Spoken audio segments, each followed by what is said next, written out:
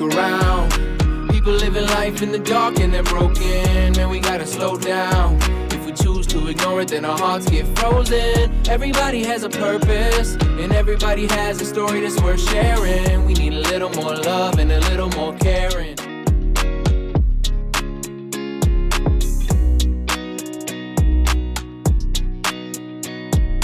I'd love to hear your testimony with the Lord, but I just know that women hearing your story of recovery are going to be exceedingly blessed. So I'm so excited for you to tell that here. Well, I'm honored to share it. When you asked me to do that, I will never say no to, I'm part of a recovery program, and when we say when the hand, reaches out, I have to be careful what I say because you're not supposed to say it in public. It's not an anonymous program, but you always say yes. You're always there to help someone else in recovery. And I just think if I can do it, with all the family stuff happening, adoption stuff, dying parent, get through that sober, get through, helping the other parent, getting through all of these hard things, CPS investigations. Every time our kiddo would get mad at us, she'd launch a new CPS investigation. Oh gosh. And so hard. Run a small business and be married to law enforcement. I just feel like if I can do it, you guys, anyone can do it. So I started sharing my story a few years ago because I decided when I got to a certain point, like I had to share it to be faithful to, because it might help save someone else's life. Oh, definitely. Yeah, but still so brave every time to do it. Thank you. Yeah. Yeah, it gets easier and easier every time, and you worry less and less. I mean, definitely, I'm blessed for it, but I've definitely had repercussions. I've had people decide not to work with me or whatever. So see, that would make me want to work with you more. Oh, thank you. I'm like, she's transparent and honest. And then there's that too, right? So there's both sides to it. Yeah. So it's all comes out in the wash. I feel you. And you just say yes when you're doing what you're called to do, and God works out the rest. So true. So I, a little bit about more about my story, maybe my testimony. I came to know the Lord. I became a Christian. I think I was probably 15. Thank God for Young Life in my small little community, and learning about Jesus and my amazing Young Life leader. No, are you from here originally? Or From Colusa. Colusa, okay. So it's, when you're driving south towards Sacramento and you get off to get gas or sandwiches at Granzella's. Yes. That's Williams, and that's in Colusa County. Okay, Williams. All right. Yep. I know where that is. So you can get off on at Williams or Maxwell to get to Colusa, and Arbuckle is part of that. That where you weave like this. That's Arbuckle. That's where I was born at Colusa Hospital, but that's where my youngest years was growing up in Arbuckle. And anyways, I met Jesus through Young Life, and I was such a good little rule follower. I just wanted to do everything right. I wanted to do all the good things, and so I remember that there were 3 times exactly. I'll usually say I never drank before I was 21, but if I'm telling the whole story, there were 3 actual times that I ever had a drink before I was 21. And they were, because addiction is so ingrained, it's just pulsing through my veins. Genetically? Genetically, yeah. My family has that as well. Yeah. So, yeah. If you ask a normal person who doesn't have addiction, like my husband he's addicted to probably exercise or hiking The good things. Yeah. Shooting his bow, shooting his gun, for target practice, those things, really, can engage with them really well. But if I asked him, do you remember the first 3 times, the first 3 drinks you ever had in your life? I'm sure he would say no. A normal person wouldn't remember that. See, I remember. Yeah, I can remember specifically the first time I had alcohol. I know my first, second, third, and fourth. So my first two were in high school.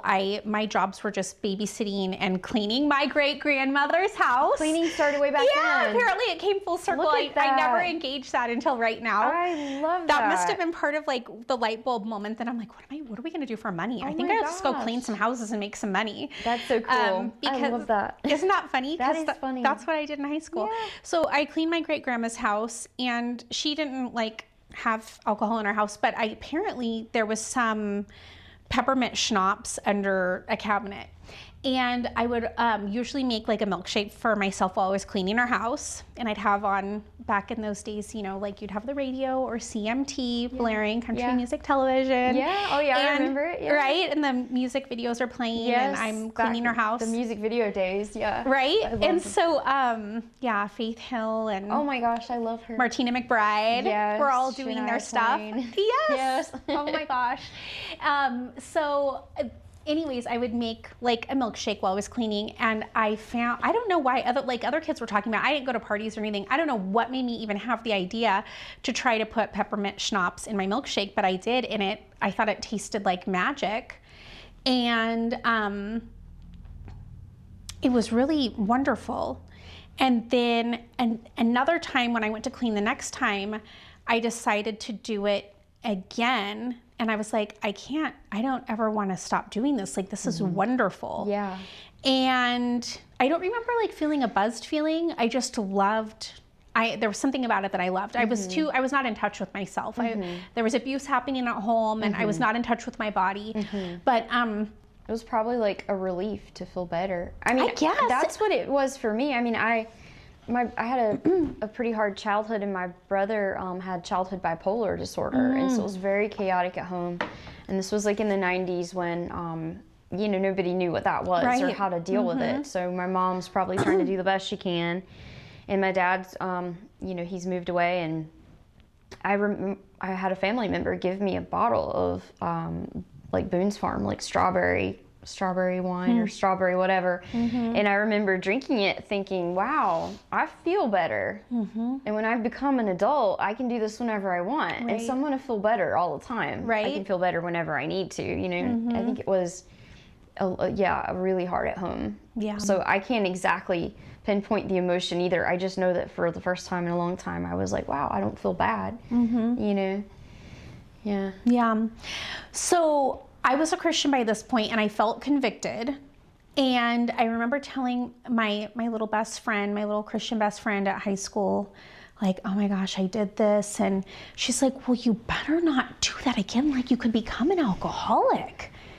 Like, which was like this foreign concept, this foreign word. And I was like, sort of this lofty thing. It's hard even for someone that age to even consider what that would be. Yeah. And I was like, I know what's wrong. I'm not going to do it again. So I decided, like, I'm not doing that again. That was wrong. And then finished high school, moved here to Reading, and I would have been 19 or 20, and my housemate was 6 years older than me. And she was having, I don't know if it was like a graduation get together or like someone was coming over for her birthday, and we rented a house together. We had a nice house, and we had a covered back deck, and I think that people were coming over to celebrate something, and she was making sangrias, which seemed so sophisticated to me. Oh. Orange juice and red wine. At that age, sangria was very sophisticated. Right? Yeah, for me too. Yeah. Yeah. So she's like, do you want one? I was like, I think I said no at first. I was kind of uncomfortable, and then she's like, asked again, and I was like, okay. And I don't think I really liked it, but then I kind of did like it. And then I think I got kind of buzzed that time. But I was never, it was just kind of something cool that I did. I also smoked a couple cloves. Oh yeah. Because it was legal, right? Yeah. Because you only had to be 18 then to smoke. And certainly I was so traumatized from growing up smelling like a cigarette with all the chain smoking happening in my house. Oh, but cloves were kind of cool because they didn't stink, they smelled good. And I had a friend when I lived in Virginia Beach that was all about cloves. And right? Yeah, it was like a thing. And they're like, I think worse for your lungs than tobacco. They might be. I have no idea. It's so funny. Yeah. So I had done that a couple times. So I don't know. I think I kind of thought I was like more grown up but I never tried to drink again. And then I remember, so I was engaged at 20. When I turned 21, it was, gosh, we weren't engaged yet, or we were freshly engaged. Oh, no, we were engaged, because we were engaged for 9 months before we got married. Mm-hmm. And we got married in June, and my birthday's in January. So we were engaged. And my husband, then fiance, both of us, all of 21 years old, went to Jack's for dinner, and I wanted my first drink. And so I wanted a Mai Tai, because I saw people always getting those, a Mai Tai. Yeah. Oh my gosh. I feel like, when I was growing up, you always heard about people getting those. Right. It's like you're curious what it is. And it's got like all the colors. It sounds and the like cool an adult glass. thing to order, You're like, oh, I'm grown up now. I'm going to get like that Long Island iced tea or the Mai Tai finally, Right? So at Jackson, I remember them I was very proud to get out my ID. And they're shining the flashlight on it because it's so dark in there. Yeah, I love the ambiance in there, but it is dark, yeah. And so they're trying to check and make sure I was really legal.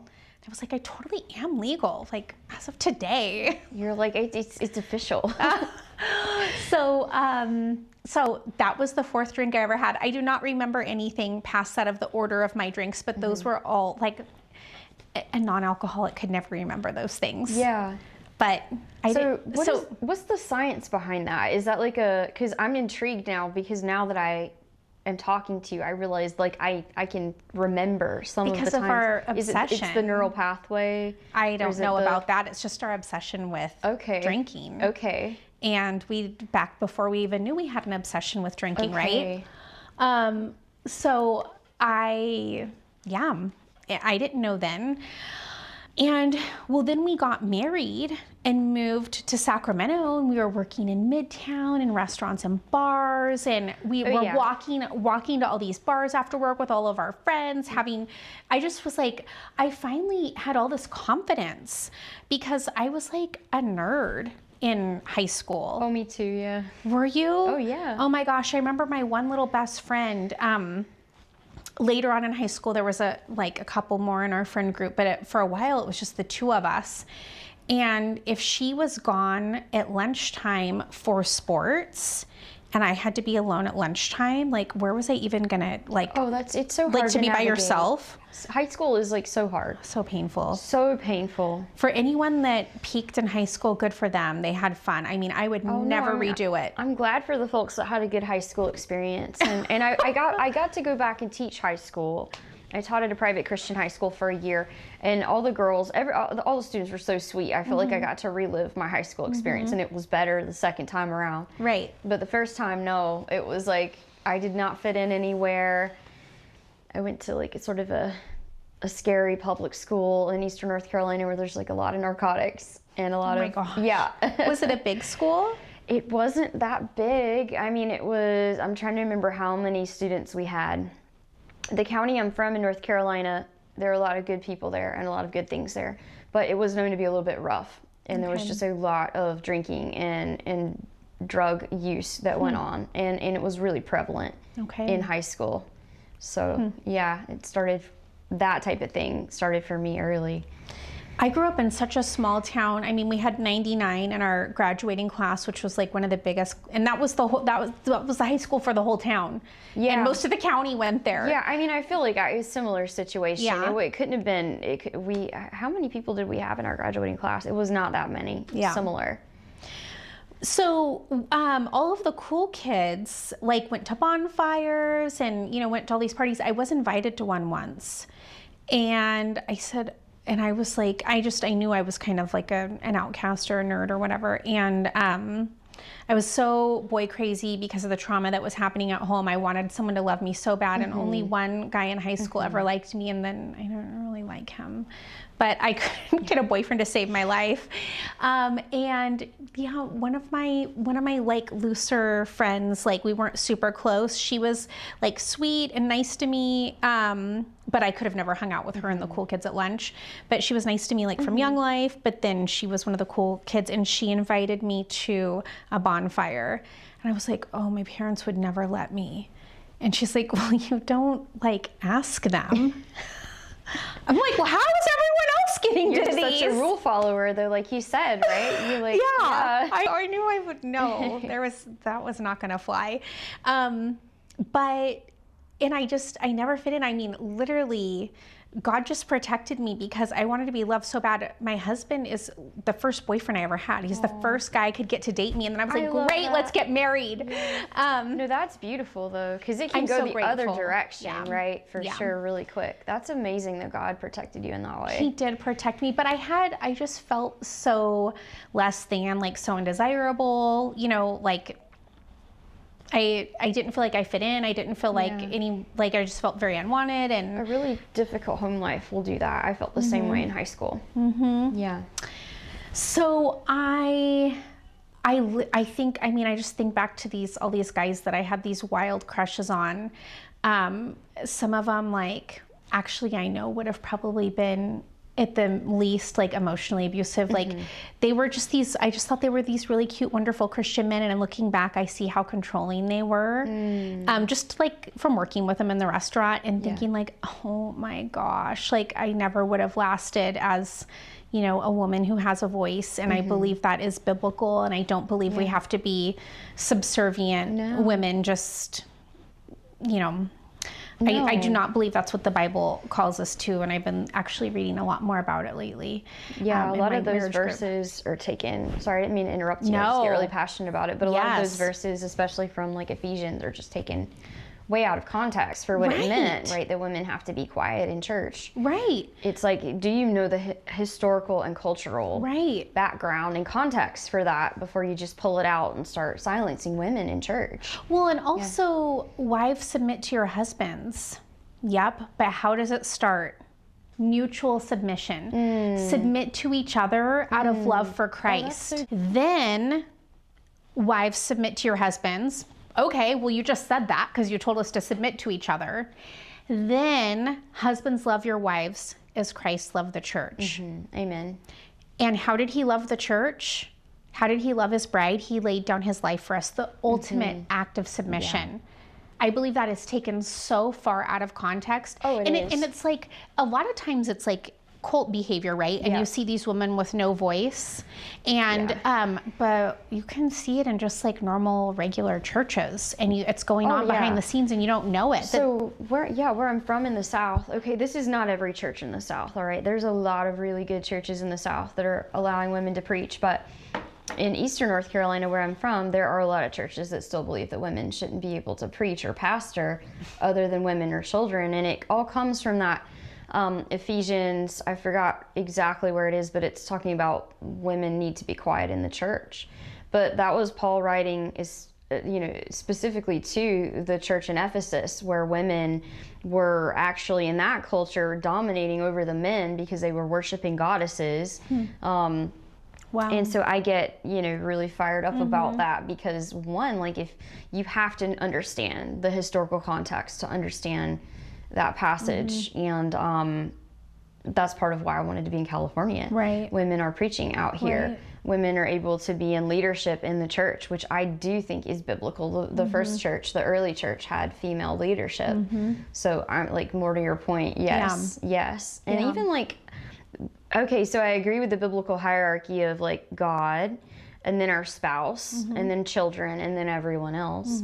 But the Holy Spirit, is also called the helper in Scripture. So it's like the word helper for the Holy Spirit. That's the same word in Hebrew that's used for women. The helper was made for the man, but it's on a level that it's the same as the Holy Spirit is to us. So it's with deep reverence and respect. It's not a helper that is like subservient to the man, right? It's an equal that is able to like make that other person complete in the Lord. And if God, if the Lord is the like he's the head, right? And we're under him. Yeah. Well, if the husband is the head, like God is our helper, the Holy Spirit's our helper. Yeah. Right? So I just think it's so, I don't even know how we got off on this tangent talking about drinking, but I don't either. I don't know, but it's such a worthy topic. It is, and it's actually very, very prevalent. Well, and female empowerment is such a big part of your story. I just love that. So I think it's like really valid that we're off on the tangent. I know how, but we have because to get I was back talking to about how I was like felt like such an outcast in high school. Yes, okay, that's right. And then met my husband, and I literally felt like I would have just married any of these men as long as they were like Christians and I thought they were good guys.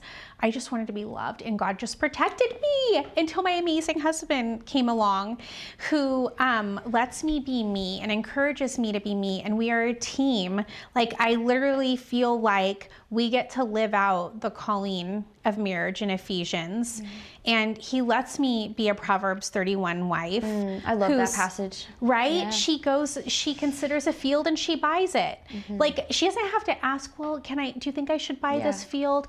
No. She's an empowered woman. Yes. That is that is the call of a godly woman. Anyways, so got married and then went to Sacramento to start our degrees, and we're working in bars and restaurants. And my husband, who does not have addiction pulsing through his veins, he was not a believer in high school, and he partied and had fun and did all the things, but it was out of his system because he was, a grown up now. He's 21. And it's just the season where you do that, right? Yeah. Apparently. I mean, I didn't, but apparently. I did and then I didn't. Right. I was a goody and then I wasn't, but. So for me, I just felt like I came alive.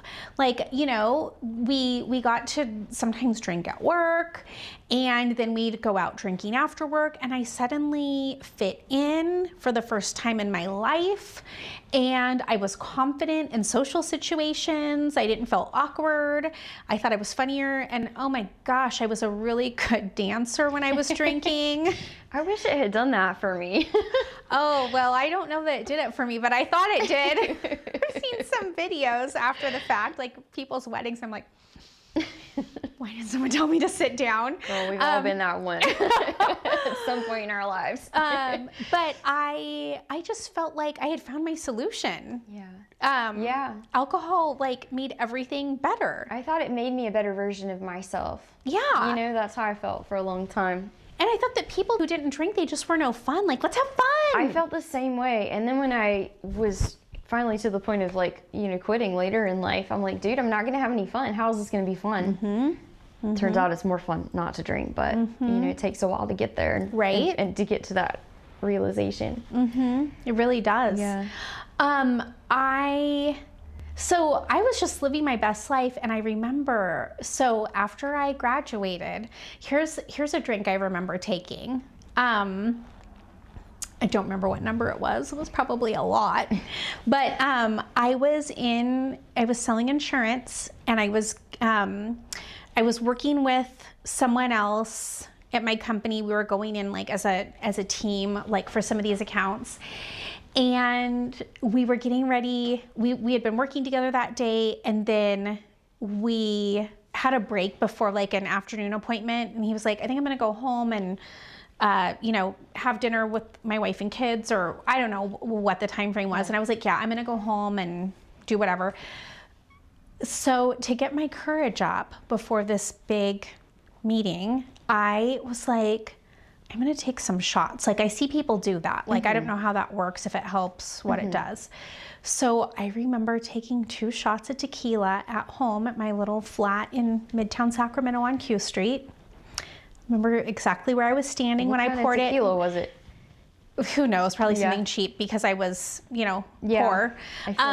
But I had like all my little vintage shot glasses because I was all into the vintage things. Oh, yeah, I had all the little collectible shot glasses and saved some of my bottles and all the things. I remember taking those shots, and then I did feel like it knocked off the edge. And so that was, you know, at like maybe 23. And anyways, I just was always wanting to have fun. And then at family, part of like my family are big time drinkers, and that's part of the culture. But my husband's family, they just don't. And so I was always trying to get them like, okay, it's Easter or it's Mother's Day, let's have mimosas. I was always trying to find a reason to drink, to get them to drink with me, right? So you don't want to be the only one drinking. Right. And so now they're all trying to like drink with me.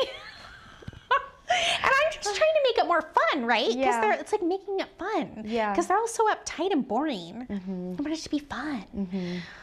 So anyways, alcoholism is a progressive disease, and I had no idea that that's what was happening to me, or that it was creeping up. I wasn't, and I thought I was a fine buzz driver. I wouldn't, you know, drive if I was really drunk, and I could have a couple and drive just fine.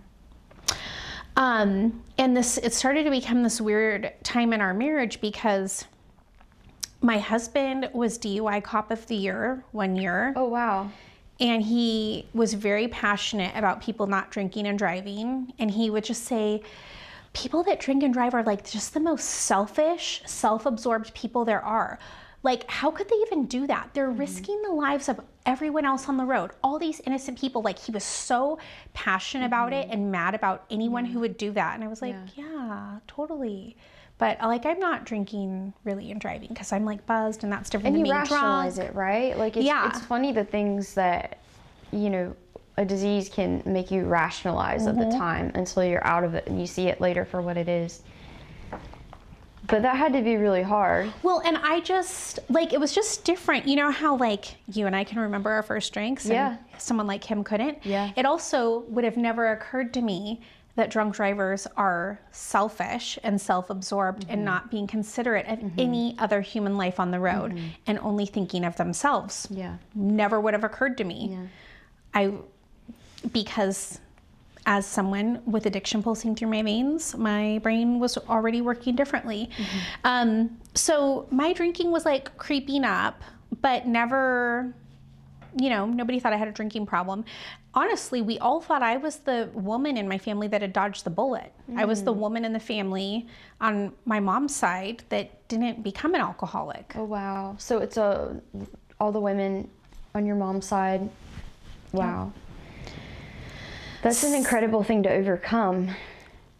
Well, at this point I hadn't, right? We just thought I just think it's... Thank you. I think it's extraordinary. Yeah. So when we brought home our oldest daughter and I was staying at home, you know, my husband was, even if he was working like nights, then he was sleeping all day. I mean, literally like breaking out a window, chasing us around with glass, saying, I'm gonna kill you. Like there was so much happening in our house with these violent outbursts daily, all day long. And From so your many oldest child? yeah, just a result of her trauma. And so and then trying to keep my little one safe, and usually if it was real loud, it would wake him up, even though we had white noise and fans and trying to make it so he could sleep during the day. But usually, you have two children? I have two kiddos. Okay, gotcha. They're 5 years apart. So a lot of times, like, he would just be at work and I would be trying to manage this. I mean, there would be attacks on the road, on Highway 44 with nowhere to pull over, on one lane roads with nowhere to pull over, like getting beat from behind with boots and glass water bottles and unbuckling the little one while I'm like trying to not crash the car and getting my eyes clawed out. I mean, it was... This reminds me of my brother growing up. Really? God rest his soul. He passed in 2017. But yeah, this was sort of the narrative of what it would be like to be in the car. Yeah, I relate to this so much. Yeah. It was all day, every day. There was never, it took us years to get to the point where we would, because we had a calendar, it took us years to get to the point where like, oh my gosh, we went a day without a Nothing bad has violent happened today. outburst. Yeah. Like, growth is happening. We went 2 days this week without a violent outburst. You went 2 days in a row. Look at how you're growing. And That's a lot, girl. well, so I was like at home just trying to get through this. Well, we switched to this when we were licensed with the county. Nothing mattered in the house about alcohol. I don't know what the rules are now, but this was like 15 or more years ago. But once we moved to this certain foster family agency, their rule was any alcohol in the house has to be locked up. So we had to have it in our closet. So that meant that, like, I literally became a closet alcoholic.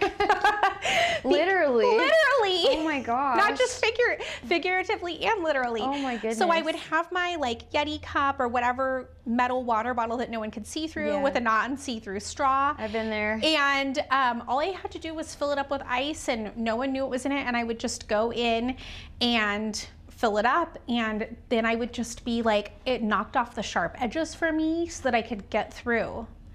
And my husband had no idea. You were like, going through a lot. oh yeah. Yeah. Yeah, and a so lot. this was my solution. This was a way to, like, knock off the edge and make it easier for all of us so I could be calmer. And So you could cope. I mean, I was like, I always imagine how I felt during the time. I felt like, you know how you, like, can see nerve endings in scientific images or videos? I imagine just these raw, like a bundle of raw bloody nerves. That is what I felt like, and I felt like they would get bumped into, which even if you just touch one, that would send shock waves and painful waves throughout your body, right? Yeah. But I just felt like they were just these raw bloody nerves hanging there getting knocked around. Like, I just had no, I had no connection, because there's no time to connect with anyone. And if you do connect with anyone and you're authentic like me and just open up, well, then they judge you and think you're a bad person and are like, holy cow. So they have no idea, like, what's, you know, what we're living through. And it's happening all night too, with night terrors, and there's no sleep happening. Trying to get her to be able to get some kind of sleep at night, trying to get her back to sleep, trying to creep out of her room. She needs sleep desperately for her brain and her heart to heal. I need sleep and I'm not getting it, right? So you're just so raw. And consumed, right? Oh yeah, Consumed you're just in a with it. whirlwind. Like, there's nothing like this I don't think I could ever live through that could ever compare. There's just nothing. I don't think that, I mean, I don't want to tempt fate, but I just can't imagine that there's anything that we'll ever live through in our life again that's that hard. Well, I do think that there are experiences we go through, and that it is like the worst thing, right? I have things like that I compare, and I'm like, yeah, I think that was the worst loss, you know, and I think it's okay to say that, right? It makes us stronger, it makes us who we are, but I mean, but outsiders don't understand. But they don't get it. What is happening in the tornado inside your head and your heart and your four walls. And if you haven't lived through something like that, it is very hard to convey to people. I remember growing up just realizing that my family was very different than other families because of the level of chaos we had. Because of my brother, it was very similar. He was bipolar, then later diagnosed as schizophrenia, and it was always chaotic. He was always setting something on fire, or he was trying to hurt someone, and I know that that's not who God made him to be, right? That's the disease, that's the demonic whatever that is interacting with the disease. And I also recognize that not everybody with bipolar and schizophrenia, it's not this extreme all the time, but for my brother, it was this crazy intersection of demonic and really debilitating mental illness, and him not being on the right medication. And it was just always something, right? And then it is funny, there's like not a finish line, but when they start taking their meds, or when things get better, you're like, wow, nothing bad has happened in like a week. Like, what is this? And then it's like you realize things are actually sort of progressing, but yeah, I realized that even if I tried to explain it to other people, they were not going to get it. And it's just impossible. It's not because they're not trying to understand it. They just can't. They don't have a reference point for it. You have to have the perspective to understand it. Exactly. And the only other people that did understand it were other kids who were like, having the same amount of trauma go on at home, and then we're all out without a curfew, you know, and then everybody's getting in trouble. But anyway, I digress. Yeah. Well, so my drinking really ramped up at that time. And then normal people who do not have a problem don't do things like this, but you know, it becomes all consuming, managing like feeling okay and like where you're gonna, so, and you can't have people judging you. So I would like, I have never been this vulnerable publicly before, only at meetings of my peers who are walking in recovery. But so I told you that the alcohol had to be locked up in our closet. So I just have my cup, and I had, you know, like Trader Joe's pre-mixed margarita mix in the jug. I had Lime-A-Ritas. I had spiked seltzers. I had all the easy things. And so I didn't want anyone to know because there's so much shame. So I would just like, I would go into my closet and I would take a pillow and I would crack the can with a pillow over it so then no one would hear it, and pour it into my cup. And I would always like turn on the radio or something so no one would hear. And you have to do it really fast. You have to like plan your moment. And then I would like, if my husband was home or another adult was home, I'd like hide the empty.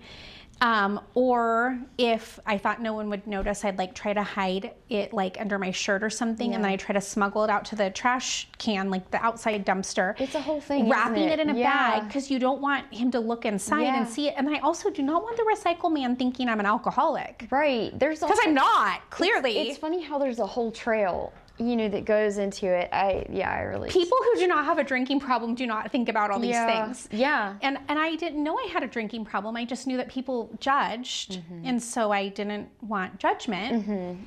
So so then I would also. I was like, what can I do to hide my breath? It's like coming from your stomach.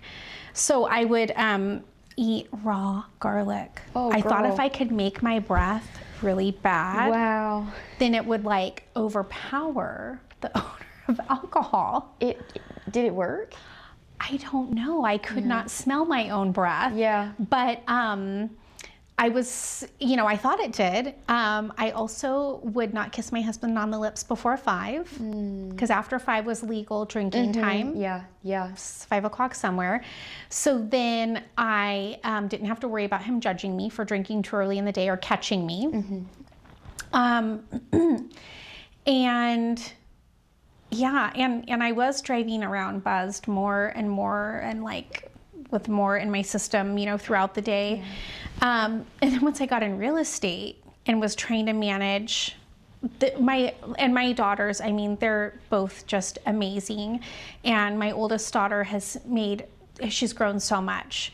And she, you know, has a hard road ahead of her, and she's done so much, and I'm so proud of her. And my youngest daughter has overcome so much with our family dynamic and it being so hard and so chaotic and painful in our home, with, you know, these big outbursts and very hurtful things with jealousy and all the things.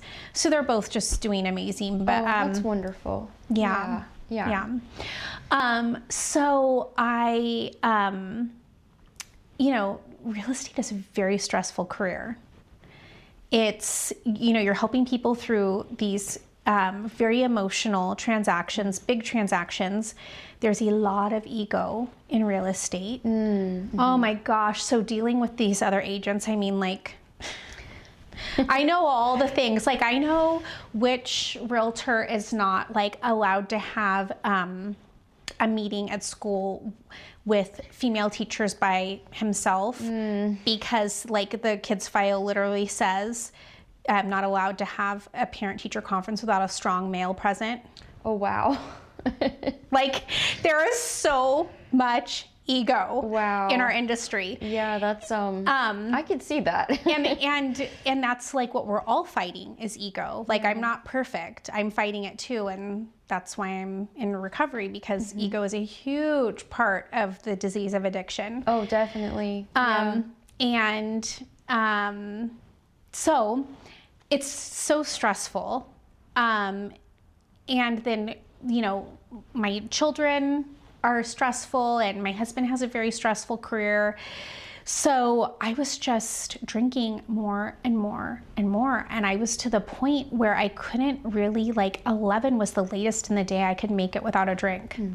11 o'clock in the workday, which meant I was driving around buzzed, which meant I was eating a lot of garlic. I was terrified. Girl, that's a lot of garlic, yeah. So much garlic. Oh, you're probably that was good immunity though. That's probably why I get sick mean? more now, because I've stopped eating all my raw garlic. It's supposed to be very good for your immune system. Yes, it is. It's like a natural antibiotic. Yeah. Oh my gosh, maybe I need to return to it. My husband will think if he's smelling garlic on me, he'll think I'm drinking again. Do you think it might be triggering for you too to eat garlic at this point? No. No? Okay. I mean, raw garlic. Yeah.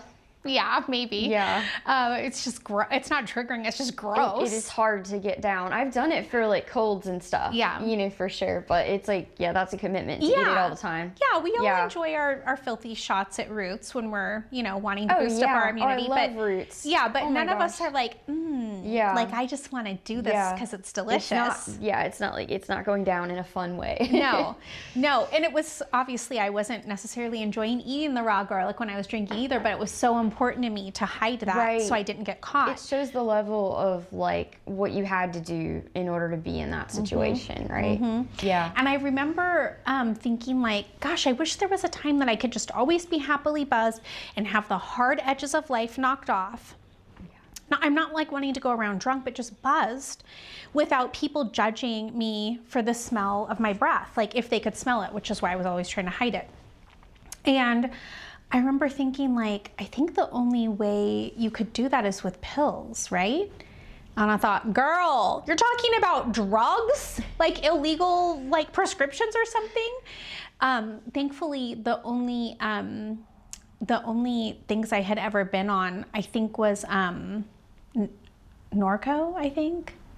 When I had my wisdom teeth removed. Oh, sure, yeah, pain pills, yeah. Projectile vomiting makes me so nauseous. So thankfully your body rejected it. Yeah, pills were never part of my story, because otherwise, who knows? Yeah. So I my drinking was just so progressive. The more I tried to control it, and this is how it is with any alcoholic, the more you try to control it, the more you drink. You try drinking only at certain days or certain times. Or else you try beer and not hard liquor. Right. And then it's you have all these rules that you're going to use to protect yourself and make it work, and it doesn't. It never works out. It's just progressive. We cannot control the disease. And my husband did think I drank too much. He didn't think he would say, you're not an alcoholic, but I just wish you'd drink less. And he wished I would not get as buzzed when we were at social settings, because he would be embarrassed by me sometimes, getting really loud, and I'm sure I've been which there. would really make me mad. If he got embarrassed? Yes. Yeah. Which just makes it worse. Then you get louder. Yeah. Right? Yeah.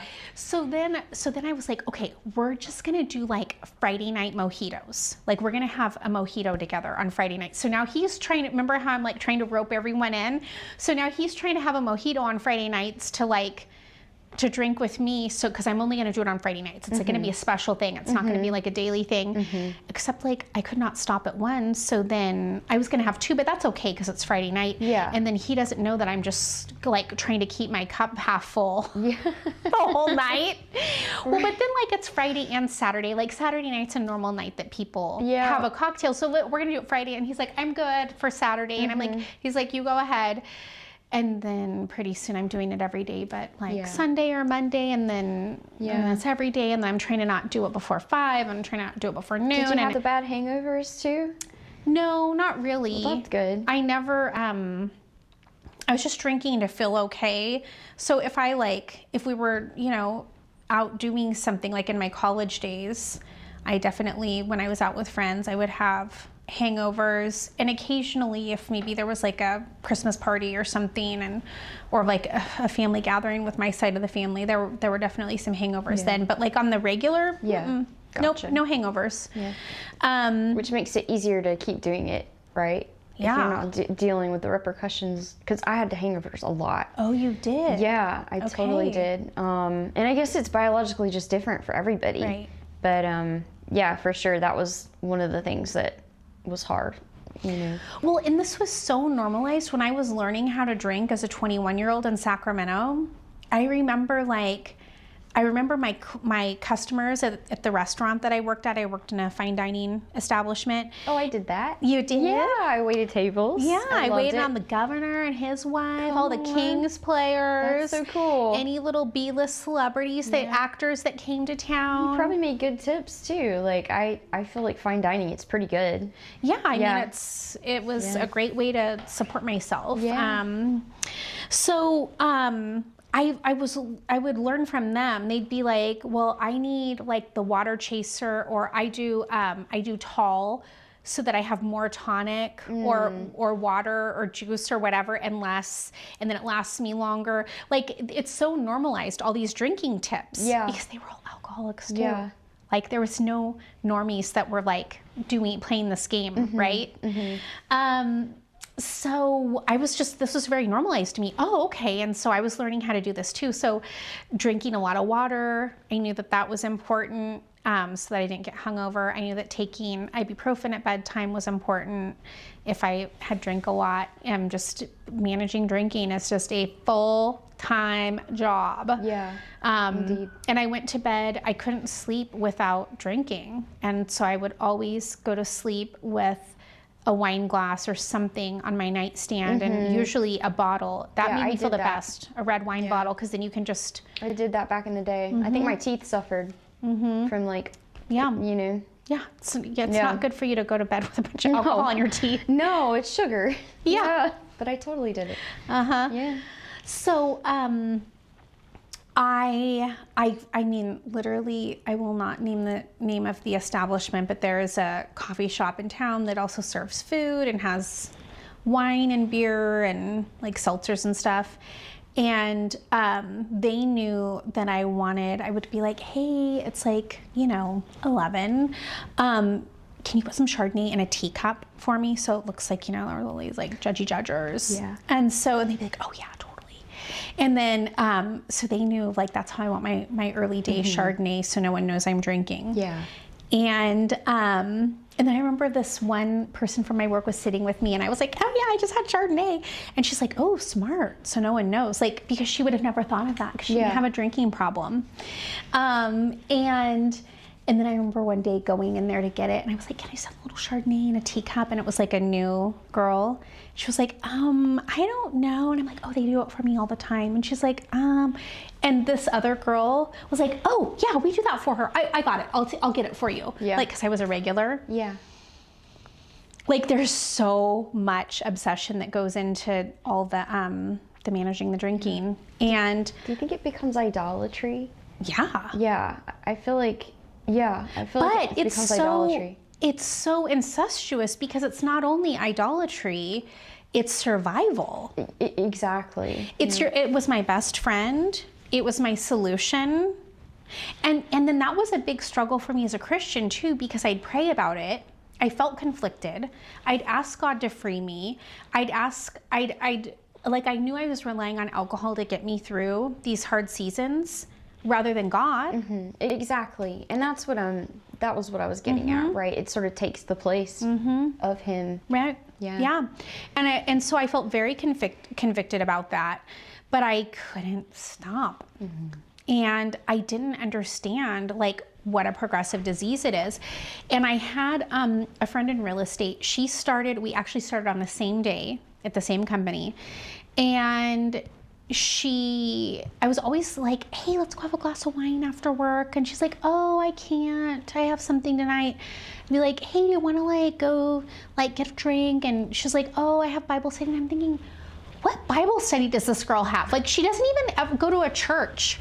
Like, what? I go to church, and why is she having Bible studies all the time? What is up with her?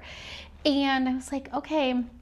She finally admitted to me a while into our friendship, maybe 6 months into our friendship, that she was going to recovery meetings and sponsoring women. And when she would tell me she was going to church or Bible study, she was going to meetings or sponsoring or being sponsored. And why she couldn't come drinking with me was because, she was sober. She was 20 years sober. Wow. It's amazing. And I was like, well, why? Why don't you drink?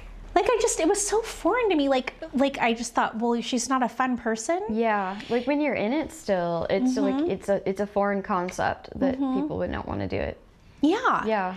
And you just don't understand why. I remember too, when I was waiting tables, there was this wealthy family that would always come in.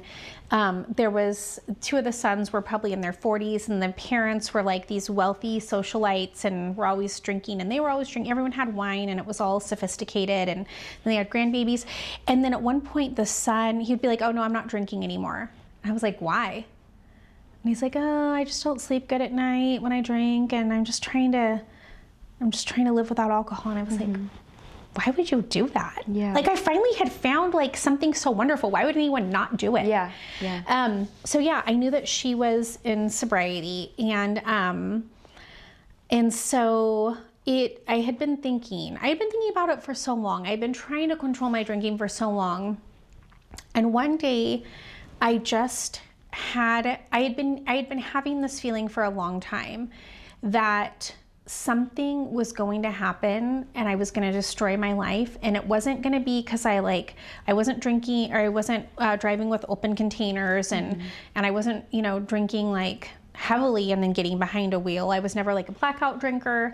I was just drinking to survive the day. Yeah. And steadily throughout the day and night. And so, but I knew, like, I'm either going to get rear-ended, I'm going to have a tail light out or a headlight out and get pulled over, because this one story will always stick with me. My husband probably doesn't even remember it, but he's like, Stacy, I pulled over this guy today, like broad daylight. And I pulled him over for like, something dumb, like a tail light or no blinker or something. And which is why I was such a good bus driver. I was always making sure, complete stop, turn signals, like no reason ever to get pulled over, right? And so he pulled over this guy, and he's like, and he reeked of alcohol, like it just stunk. And so I had him get out to do FSTs, field sobriety tests, and he did them all perfectly. And I was like, how is this possible? He smells so bad. He has to be completely drunk.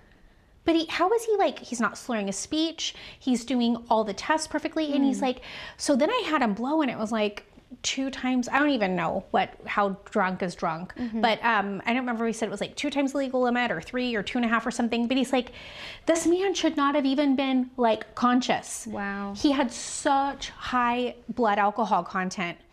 But he was like a super high functioning alcoholic. And so he was just functioning completely normally with all of this alcohol in his system. Wow. And I was like, that's crazy. Wow, weird. And you're like, that might be me. Well, I knew it wasn't like that bad yet, but that's another reason I knew all the garlic, right? Yeah. And so I just knew. I knew I was nearing the end of the road. And at that time, we still thought we were going to be adopting one more kiddo. We just never got our family to a stable enough spot with our 2 that we were able to adopt the 3rd kiddo that we felt called to. Well, I think it's really courageous to adopt one. So I just love you guys' heart for that. Thank you. Yeah. Thank you. Yeah. So yeah, wonderful. I think people should we're called to love the orphans and widows. As Christians, we don't believe in abortion, but who is stepping up and adopting these kids then? But on the same token, like, I don't think you should do it if you're not called to do it with everything in you, because it is the hardest way to do family. It has to be because you're called to it and it's your passion, and you know that is your child with everything in you, because it is different.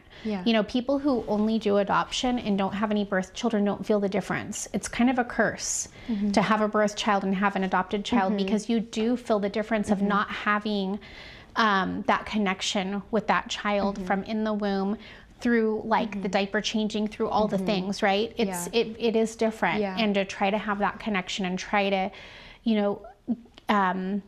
create an environment where they can thrive and get healthy, and they're just being disconnect with some of the outbursts and some of the behaviors, things that you just don't connect with. But I do think that we should all be supporting people who do foster care and adoption. Oh, 100%. We should find ways to support them, because it's, the majority of families that do adoptions like our family did, the marriages don't make it. I did not know that. Oh yeah. Wow. It's the biggest stressor on your marriage is the triangulation, and these kids are just trying to survive. You know, that's all they're trying to do. Can you imagine my husband being a detective? 8 times we were investigated by CPS. Every time he has to go tell his chief, you know, he's being investigated by his peers, people that we know. It's so hard. He actually handled it so much better than me. I was so like traumatized by that always. Well, that's that's a very difficult situation to be in for either of you. Yeah. And then I ticked off the wrong social worker who I thought we're all in the nest, we're all getting through this together, but I didn't really, you know, there's a lot of ego in that whole world also. Oh yeah, there's a lot and of. so then we were under the microscope. A lot of personalities and all of it, and just a lot of ego, control. Anyways, at that time, we still thought we were going to be doing one more adoption. And that wasn't the only reason, but I just knew with everything in me that something was going to happen. It wasn't going to be my fault. And I was going to be over the legal limit, and it was going to change the course of my life because I think I've made it pretty clear that my husband does not have tolerance for drinking and driving. He didn't understand it. He didn't understand. Not that it's okay if you understand it, but he didn't understand that everyone's just trying to survive. Yeah. They're not doing it to hurt other people or not care about other people. It doesn't even occur to them. And we still wanted to adopt another child. I just thought I don't know if my marriage will survive this, and we have a good marriage. And I'm likely going to have my kids in the car, which then that becomes child endangerment. And then my kids are going to be taken away from me. And how am I a realtor if I lose my license? Yeah. And if people find out this shameful thing? And I just knew that it was coming. I just knew it with everything in me. Do you think it was the Lord? Or the Holy totally Spirit think it was the Lord. Sort of showing you, just like giving you a choice, right? The way of life or the way of death. Just like he uses all of these things, you know, he used all these things in my background to make me a really great, passionate servant realtor. Yeah. He uses all these things too, knowing like what the information that my husband brings home from his work, from arresting people with DUIs, from having family that, you know, have drinking problems, from, there's just so many ways that it kind of all added up. Yeah, even your friend, right, that kept saying no to going out. Right, and then God put her in my life. Yes. Yeah, what a divine appointment that was. And then the other piece that I haven't touched on is that my mom, my mom and I had a very complicated relationship. I love her. I still love my mom so much. When she divorced my dad when I was in 2nd grade, they were heavy into drug use. My mom was they were both drinking a lot. And my mom like started dating one of her drug dealers and thought he maybe would save us, and then he wouldn't because he had other girlfriends. And then we ended up like, at one point, you know, we were like homeless. We were couch surfing kind of with family. She'd go off on motorcycle runs with like this biker crew and be gone for weeks. And I'd be like, when is my mom coming home? I had the 3 numbers I had memorized were Sporties, which is the Sportsman's Club in Calusa, I think. It's a bar, Sporties. Yeah. Because she worked there and she drank there. And the other bar, I guess, was the Refuge. She didn't work there, but she drank there. I had that number memorized. And Circle K, because she worked at Circle K, the gas station, and she worked at Sporties. So I would just call, and I would say, is my mom there? And they would say, are you Donna's daughter? And I would say, yes. And they'd say, Donna, your daughter's on the phone. And that's how I would track my mom down. Hey, Mom, are you going to come home? Getting hungry? And I was the only child, so I didn't have... That's a huge void in my life. Family's a really hard thing for me. It's a very, like, we could... Me too. Yeah. Like, could we do like a whole 10-part series of podcasts? Totally My gosh. can. I think you and I probably could. Yes, we could go on. I'm not saying I actually want to. I'm kind of like joking, but no, I bet we honestly, could, right? No, we could. Yeah, but no, honestly. Family connection is I want family connection so bad. And it's like something I like is unattainable for me. Yeah. Besides my little... It's really hard. It is hard when the breakdown of the biological family happens, and then God brings people into our lives, you know, to kind of it doesn't replace the biological, but it like serves that purpose, and it builds family. But I mean, your biological parents are your biological parents, and if you don't have them, it does leave a void that only Jesus can fill. Well, and you still always crave it, I think. You still always wish it was better than it is. Even you know, fully in the love of Christ. Like I still wish I had more biological family. Yeah. I know that a lot of people have a lot of pain with siblings, but in my head, my mom had 6 or 7 miscarriages. So, and miscarried my twin. So like, it's such a void for me to not have family connection. And then my cousins were kind of the closest thing I had to siblings, but then, you know, I'm not their real sibling. Like it's not a priority it's not the same way. Yeah.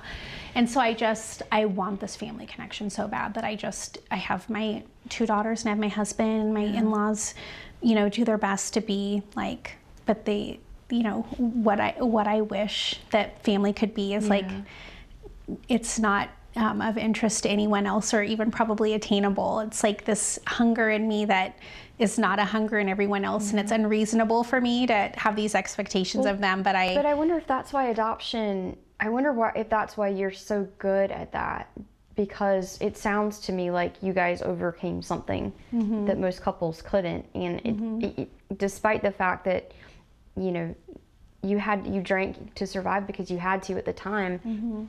I still think that being a parent, being a mother to your daughter, like that is profound. And I wonder if it comes from that deep hunger of wanting family that you're able to do it.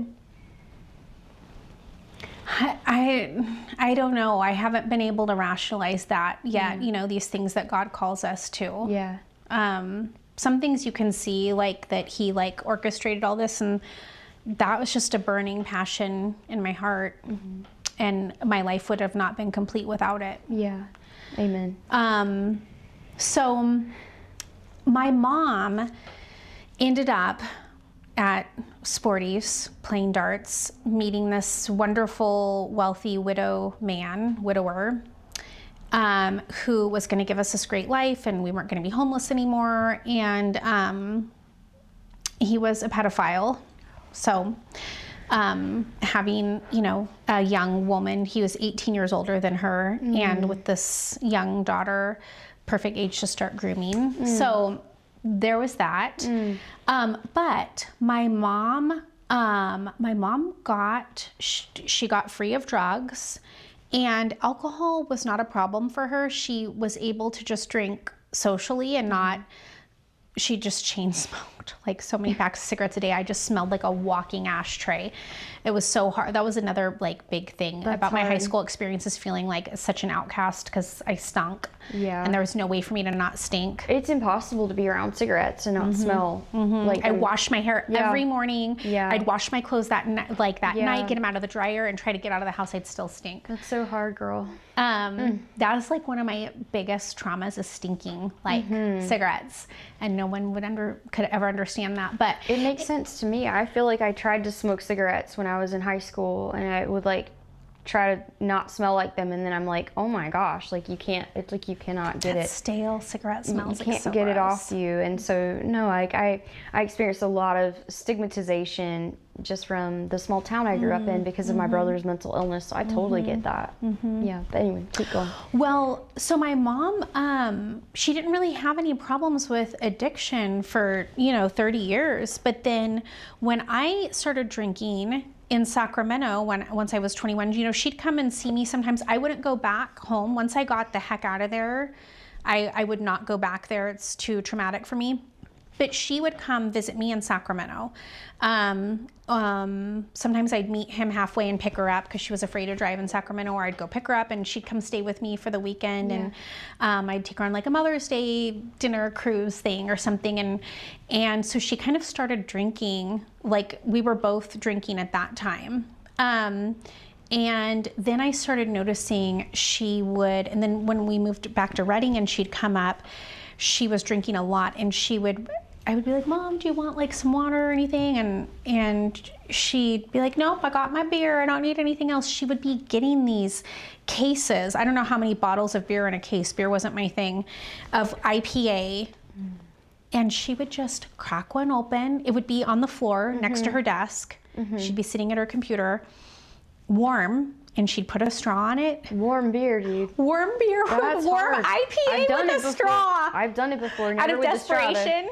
Yeah, well, probably. Yeah. Yeah. I mean, desperate times call for desperate measures. For sure, but wow, that's It's not your beer of choice. Is a hot beer. Yeah. Yeah. That's what she was doing, and she was going through like almost a case a day. Wow. And she would be like, well, when I had my youngest, that was, at that time we were just a single kiddo family, and she'd be like, well, I'm gonna come, babysit and stay with, and I was thinking that is not happening, because even though like I enjoyed drinking at that point, I would have never trusted her with my baby, because she was getting, she would go sit out in the backyard to have a cigarette and like drink beer. And then I would go out and be like, what are you doing? Like she's helping me repaint the house or something. And she would just get like so drunk and just be sitting in my backyard, living her best life away from her husband. And I'm like, I thought you were coming up here to help me. Right. And I was like, there is no way I would even go to the store and leave her with my baby. So it turned out she ended up having it. She ended up having it. So that is the thing that we say about our disease of alcoholism, is that it's just sitting there doing push-ups, staying nice and strong in the background. And the second we pick up to drink again, it'll be right. It's not like you have to make up for lost time, like, oh, well, I can start drinking again, and this time I'm going to drink right. No, you are right back in it. Yeah. Because the biology hasn't changed, right? I mean, we can be renewed in Christ, but the genetics and the biology has not changed. And what the disease has done to our brain. Yeah. We have an allergy to alcohol. So anyways, I started thinking also, like, I don't want, when I have grandkids someday, I don't want my kids to not let me watch my grandbabies. I don't want them to not trust me and think I have a drinking problem. Wow, that's such a profound insight. Right. Well, because I'm so obsessed with family, right? Yeah. Because I'm so obsessed with creating what I don't have, like with cousins and aunts and uncles, and I want family so desperately that I was afraid I wouldn't get to have this thing that's so incredibly important to me. Yeah. And I just kind of saw the writing on the wall, and then my mom got a wet brain. She got dementia. Oh no. And it just progressed, and then they got her sober. She got medically detoxed when she had to be hospitalized for an infection and get on antibiotics and stuff. They medically detoxed her because alcohol is the only thing that you can die from detoxing. You can detox from drugs and think you're gonna die, but alcohol, depending on how strong your usage is, you can die detoxing. I knew that you could die from detoxing from alcohol. I didn't know it was the only thing, though. That's wild. Wow. So she was medically detoxed, and she was incapable of driving by that point. And so her husband, she still stayed married to that same man. Okay. And it was such a loss for me, because I had this fantasy that he was gonna die finally, because he was such a piece of crap, and he was so old, and he was in such horrible health and did not take care of himself. And then finally I could have the relationship with her that I wasn't able to have with him in my life, because I wouldn't go to their house, it was too traumatic for me. Oh, of course. And so we bought the house next door to us as a rental. And that's one of the reasons we ended up selling it, is because it was very clear that she was never going to be able to live independently. Like I thought. You bought it for her. Well, as a possibility. Yeah, it was an investment property, but I thought that I could put her next to us and like kind of look after her, and we could have this closeness. Yeah. But she ended up like being at, you know, prior to COVID, like she didn't even know who I was. She would say, I love you. I love you. She could say things like that. And then she got to the point where she couldn't even say those things. She could always remember who she hated. Wow. She hated her sister. Wow. Okay. Who kind of drove her to this whole relapse thing. Was a very painful thing that she couldn't deal with, that was brought up. And then she remembered that she hates Democrats. Politics and her sister were the only two things at the end. Like how much toxicity in her that she can't even remember who her daughter or her only 2 grandchildren are, but she can remember who she hates. That's so hard to watch her lose herself and to only have the bitterness left. How did you deal with that, Ian? It's part of what saved me because because I used to, like, when I would go there to visit her, I wouldn't drink the whole way there. But as soon as I got to Calusa, I'd get a big gulp thing at the gas station full of ice. And I already had my alcohol in the back. And then while the girls were like kind of I'm like, oh, I got to get something. And I'd be frantically filling that up, and they would think I had Sprite in it or something. And then I'd just keep stepping outside to keep it full. Yeah. But then I'd drive home that night all the way from Calusa back to Redding with my girls asleep in the back seat. But it was the only way I could get through that. How do you get through that? I had to be around him again because she was demented. She was incapable of leaving. The only way I could see her was to go. To be around him again. In my childhood home where everything happened. I mean, that's crazy to have to be around that again. Yeah. Yeah. And so, so then I got sober when I remember I did 1 or 2 visits sober to go visit her. I didn't know how I was going to do that. And then COVID happened, which was kind of like a blessing in that relationship because she was at risk, and I was like, oh, I'm just playing by the rules. And so I didn't go see her. I mean, there was no point in trying to call her for Mother's Day or her birthday or anything. She was nonverbal. Yeah. She didn't know who I was. And honestly, it's probably a boundary that you needed to not have to be back in your childhood home with that type of trigger. Yeah. Still there.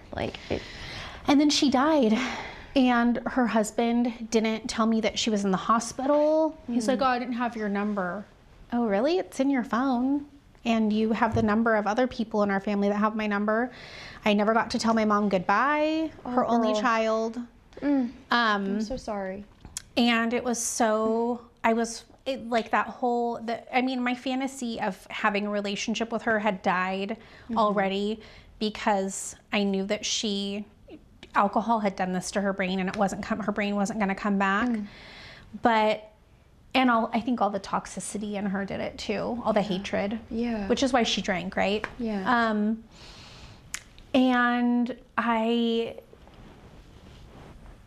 But still it's very final. Like, how did he outlive her? You know? Gosh. It doesn't seem fair. No.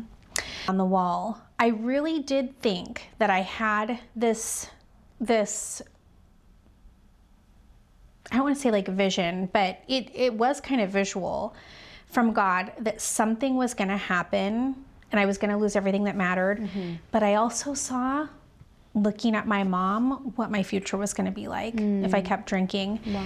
And so one morning, December 30th, not New Year's Eve, not the 31st, not January 1st, but December 30th, I woke up and I was like looking at Facebook, and someone posted something, and it was like this beautiful slideshow of all these gorgeous black and white professional photos of different celebrities. I think Frank Sinatra might be one, I don't know. Someone like that. And at the time, Fergie, she was sober, and Iron Man. Why am I forgetting his name? Oh, Robert Downey Jr. Robert Downey Jr. Oh, I love his story. I love him. Yes. Oh, such a story of overcoming. Mm-hmm. Yeah. So, and quotes from them about sobriety. And I'll always remember his quote. His quote was, my worst day sober is like infinitely better than any day I ever had drinking, than the best day I ever had drinking. And I thought, I don't believe that. But if you can get sober and free of drugs in Hollywood, oh yeah, and all the parties, and you can go to things completely sober and clear-minded, you can go to all these events and you can go on stage and you can act not intoxicated, and you can do all these things. If you can do that in Hollywood, then certainly I can do it in Little Old Reading. Well, I mean, yeah. And so I just thought, if I don't, to me, it felt like I was getting the courage to jump out of a plane skydiving or something. Mm-hmm. And if I don't jump right now, I might never have the courage again. Mm-hmm.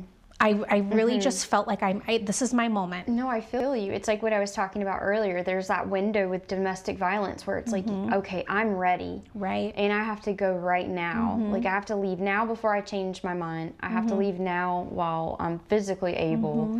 Yeah. So it's these pivotal moments with the Lord, right? Where right. we may have to make our mind up and do it. I feel like it's that way.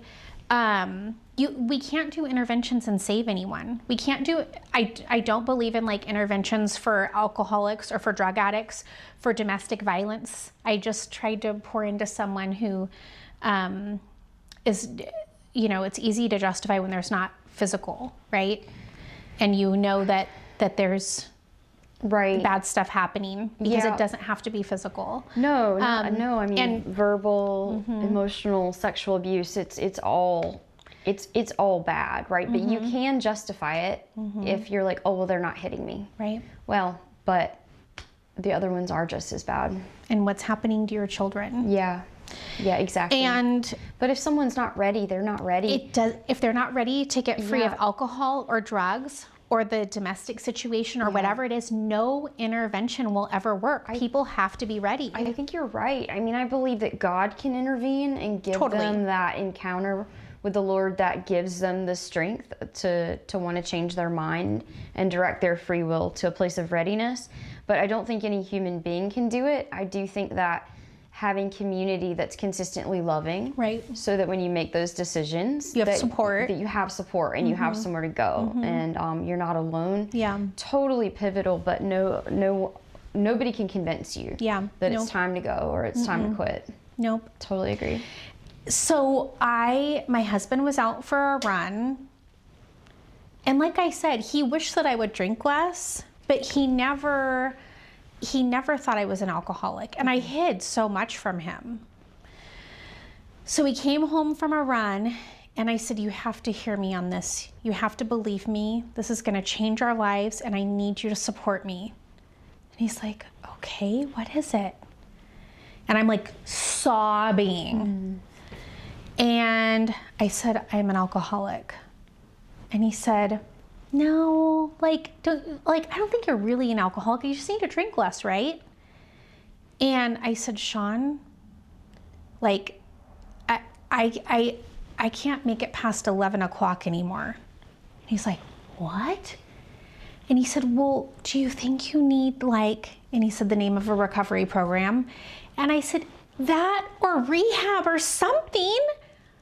I don't know how I'm gonna go today without drinking. And he's like, one day? And I said, yes, I don't know how I'm gonna make it till bedtime without drinking today. And he's like, what? And I was like, Sean, this is what my drinking looks like. I told him about the places in the laundry room where I had alcohol stashed and where I would stash it in the back of my car, never an open container. I wasn't that bad yet. You know, we always have these lines that we think that as long as we're not crossing them, we don't have a problem. About how I filled up my thermal cup, about how I hid my empties, about always keeping everything partially full so it never runs all the way out. And he was just like, his eyes were like saucers. Like, you think I like garlic this much? Why do you think I always reek of garlic? I eat raw garlic all day long. And then in my car, I would have like, I would go to out of the desperation of like run to the store if I couldn't find like, you know, like stores like in little towns might not have fresh garlic, but they'll have jarred garlic. Yeah. Like, and it's pickled garlic. Yeah, and I don't even like cook with that, but we always had that lying around too, and I would like eat a spoonful of it. And I'm like, I don't even cook with this. And he was like, what? You eat raw garlic? And I'm like, all day long. Trying to keep everyone away with the smell of garlic breath, hoping they won't smell alcohol. And he was just like, well, do you want me to get rid of all the alcohol in the house? I'm like, yeah, I can't. I can't do it. There's no way I could have done that. And he's like, okay. And I found a meeting that night, and he was like, what? Is that? And I was like telling him where it was at, and he's like, is that place behind that fast food restaurant where all the homeless people hang out? I'm like, well, I guess they're alcoholics. I don't know. Yeah, that's where I'm going. He was like, all afraid of for my safety going to this first meeting. And I went in, and well, first of all, I didn't know I was in I didn't know I was in a recovery meeting, because I was looking around and there was like art supplies on all the tables. And I was like, is this an art class? Did I just go into an art class? And you can't ask, like, is this a recovery meeting? Because it'll be so humiliating. Like, oh, are you an alcoholic? No, this is an art class. I don't know what you're looking for. So I was like, okay, I'm gonna sit in the back, and if they start teaching an art lesson, then I'm just gonna slip out the back somehow. Smart, yeah. Right? Yes, it's a good strategy. But then I'm like sitting there, and I'm like just holding back the tears, and I had been working all day, and I was in work clothes, and I was looking around on the walls, and I could see like the 12 steps, and I could see like the Serenity Prayer, and I'm like, okay, maybe this is an AA meeting.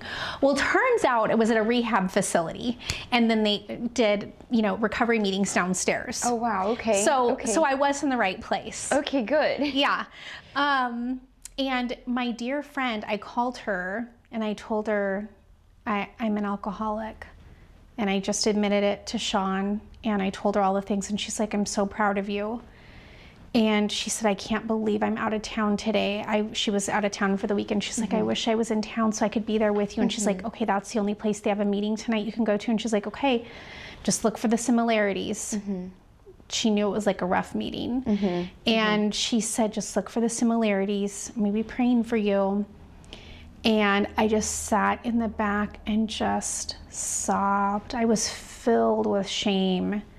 Like, here I am, a Christian woman. Like, I did I didn't drink really until I was 21, except for those 3 drinks that I'll never forget. I didn't, you know, I've followed all the rules. My husband and I waited for marriage. Like, I've always done everything right. I went to college. I've been the like responsible one. I was a homeowner, but it still got me. Yeah. And I was so humiliated because I was gonna have to tell my family and my children I'm an alcoholic, and so much shame. And so I started like working the steps and got a sponsor, was doing 90 meetings in 90 days. Sometimes I was doing 2 or 3 meetings a day just to not drink that day, while being a full-time real estate agent and full-time mom. And I think my girls just thought I was like a total workaholic, because I was never home in the evenings. I was always, I have a meeting. And so it got to the point where I was like, I have to tell them. I have to stop trying to hide my book, my recovery book, and hide what I'm doing. They need to know.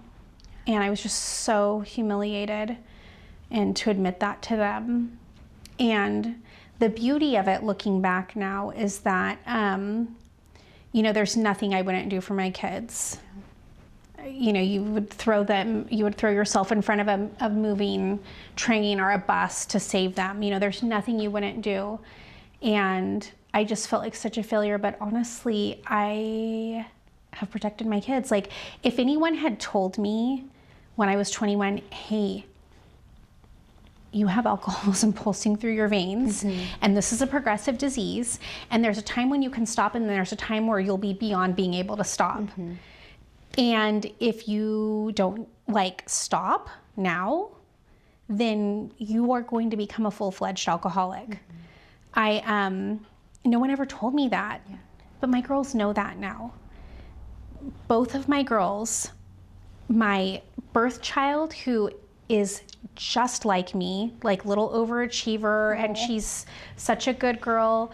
I see her candy addiction, and she has an addiction pulsing through her veins, and I tell her that it's in you, honey. Yeah. If you let it, if you try drugs, or if you really try drinking, it'll happen to you. It is in you. So powerful for her to know that, and to also see a mom who is so successful in so many ways, right? But it's good for her to know that you're not perfect. Right. Right? Because then she doesn't feel like she has to be perfect. But just the empowerment of that knowledge and growing up with that, it's so incredible. Yeah. And then for my oldest, I mean, her birth parents are drug addicts. They've been in and out of prison, and they've hurt her and their other children deeply with their addiction. It's definitely pulsing through her veins too. And even if they decide to make life choices and addiction becomes part of their story, my daughters will know where to go. It's very normalized to them to go. They go to meetings with me. They've gone with me to get my chips. My 1 year, my 2, I don't know, they don't go every year, but this year my oldest went with me to get a chip. I wanted her to see that. Yeah. I love that. And I remember on my 5-year sobriety anniversary, it's still I'll never get rid of this. My youngest made me this card and put it with flowers, and it says, "Congratulations on not drinking for 5 years, Mom." Aww. Which normally would be oh my gosh, how embarrassing. No, you it's didn't drink for 5 incredible. years, Mom, and your kid's proud of you for that. But it's it's so normalized as part of our story. I think it's so powerful, because I do feel when parents try to portray a false image of perfection, then kids feel like they have to live up to it.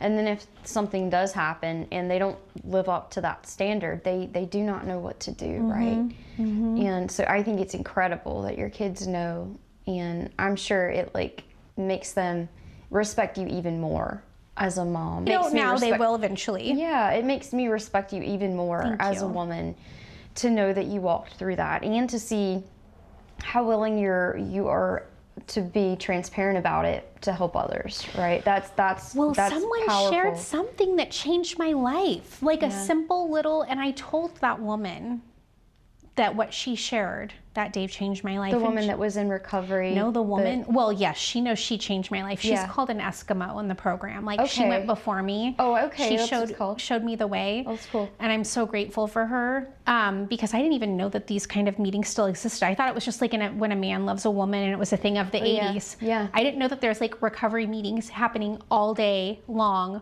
throughout our community, in churches and all kinds of places, right? Just meeting halls, everywhere they're happening. I would not have known that without her. But also my friend that shared that slideshow of the celebrities in recovery. So powerful. And she's like, "That's so interesting." And that was the celebrities sharing. Yeah, sorry. Then she shared it too, and she said, I felt like God was you are changing the world behind your keyboard. You have to have a voice. And so she shared that out of obedience, and it changed my life. And so that message that I had from God, that I was going to lose everything if I didn't stop,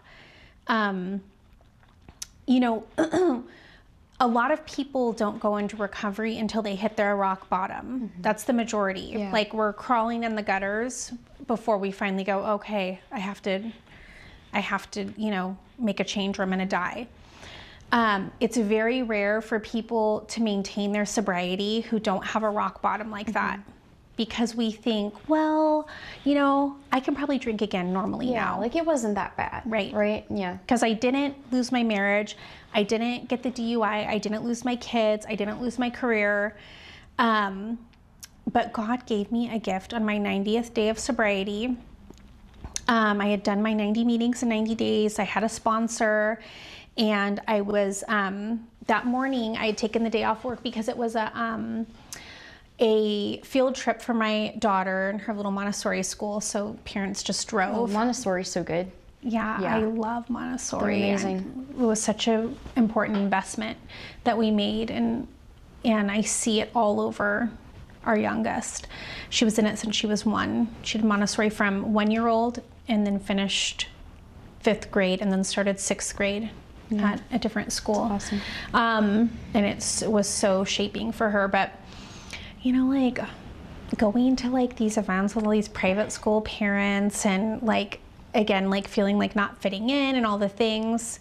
So I was going to her, it was my 90th day sober, and so I was going to be going on this field trip, going up to Eskimo Hill, sitting with all these parents, trying to have a conversation with them, trying to fit in as someone who always like, again, not the social butterfly, not the one that like has the big following and, you know, I'm like connected with everyone. It's just not me. I have like a few deep, meaningful friendships. So situations like that are torture without the edge knocked off.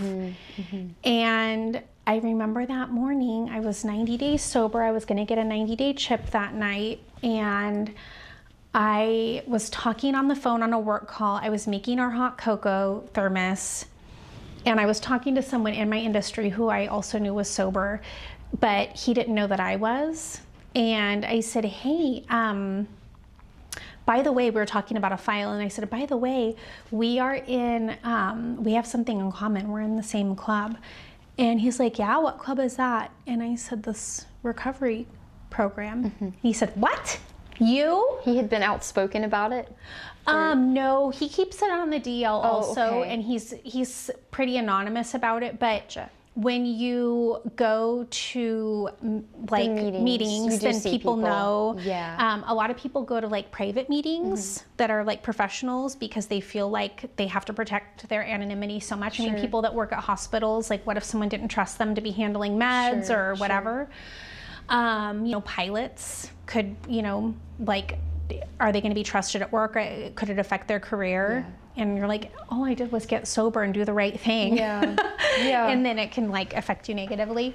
So there are some private meetings, and I never saw this person at meetings because he only attends like men's groups, and I was doing mixed and women's groups, and so he didn't see me. So I said, yeah, we both work this recovery program. And he's like, you?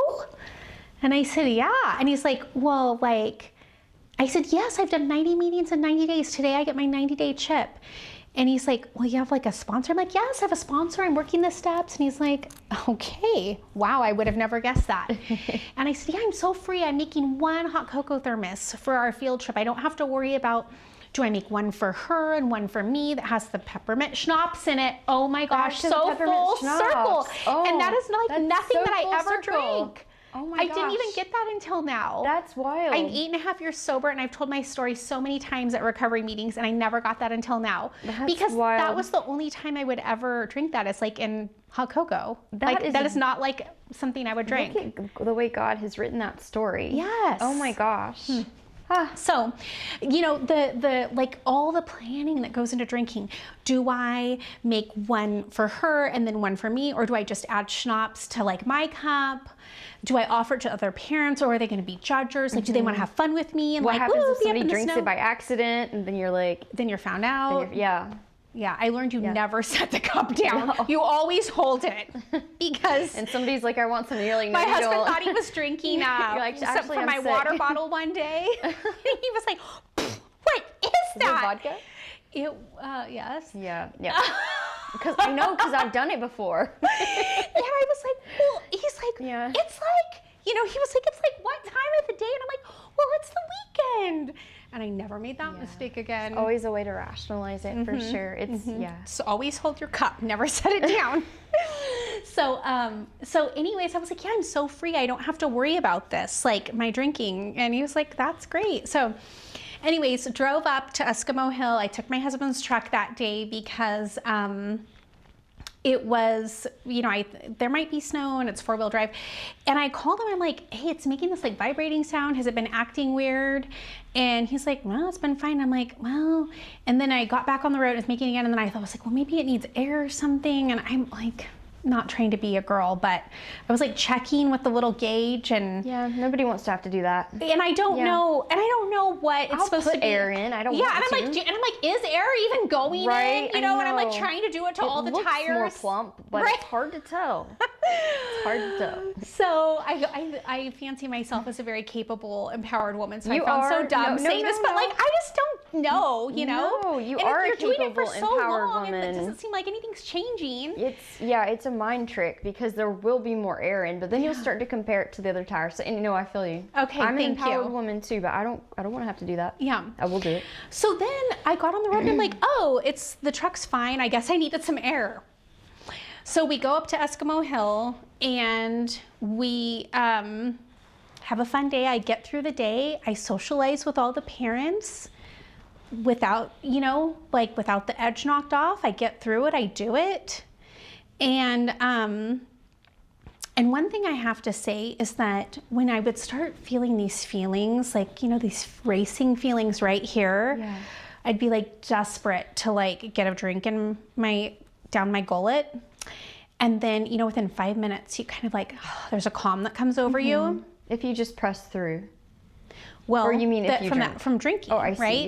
Yeah. So I was just always desperate to knock that edge off and feel that like relief.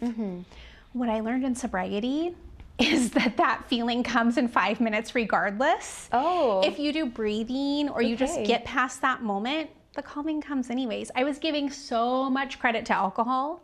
It was so idolatry. Wow. But it's just a biological response that feeling will pass if we press through. Wow. Yeah. That's especially with breathing. I think that's so helpful for someone, like if someone who is battling alcohol addiction right now, right? If they watch this and they're like, I don't know what I'm going to do the rest, like I want to quit, but I don't know what I'll do the rest of today to not stop.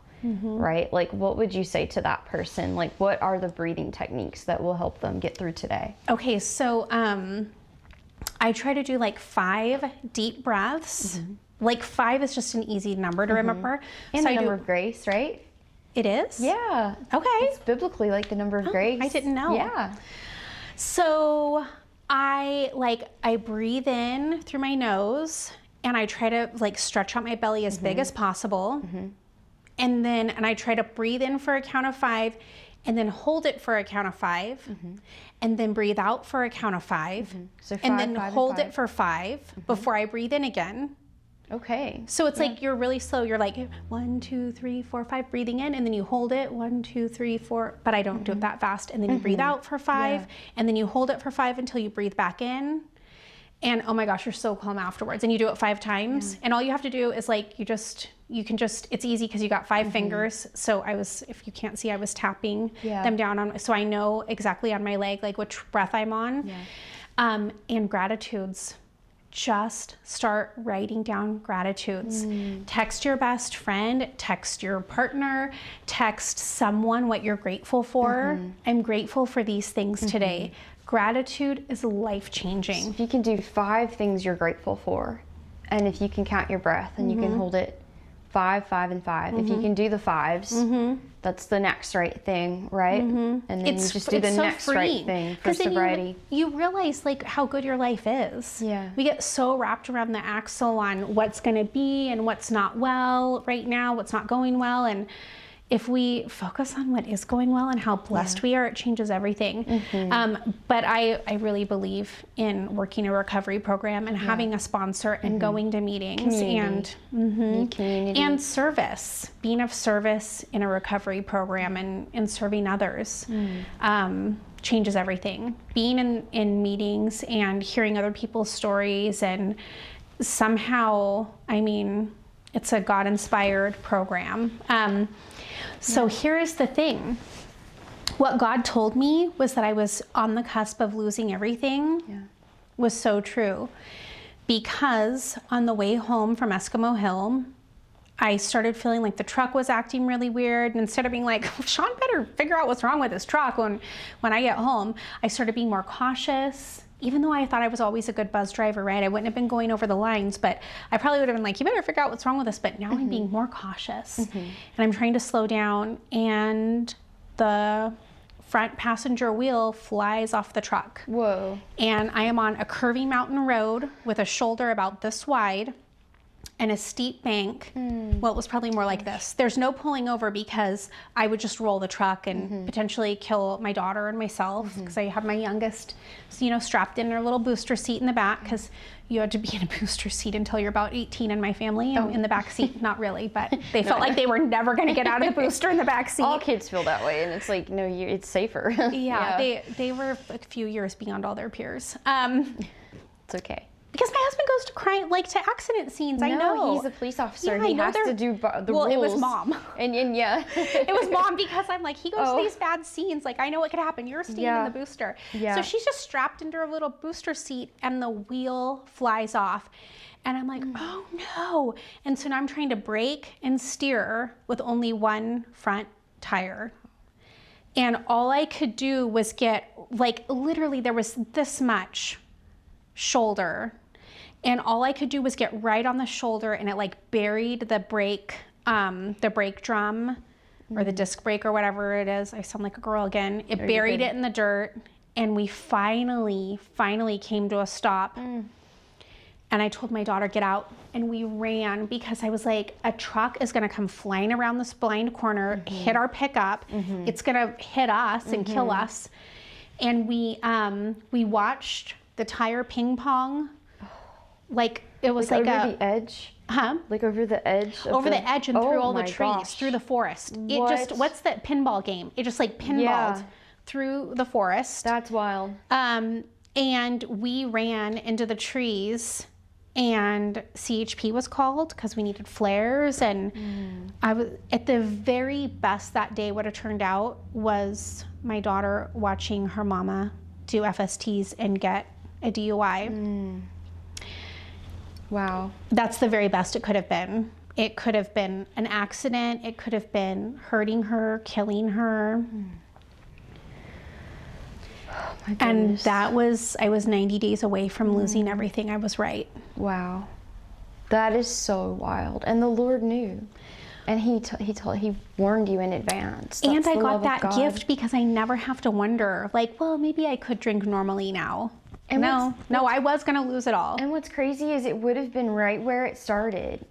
It would have been with the Peppermint Schnapps. I know, that but I did not get it till today. Same thing that ended it. Yes. Oh my gosh. I don't often tell the Peppermint Schnapps sangria part of my story, because it really is kind of I didn't drink till I was 21, but there were those 3 times. But you know what, though? That is where it started, though, it is for totally you. And that is where it would have ended.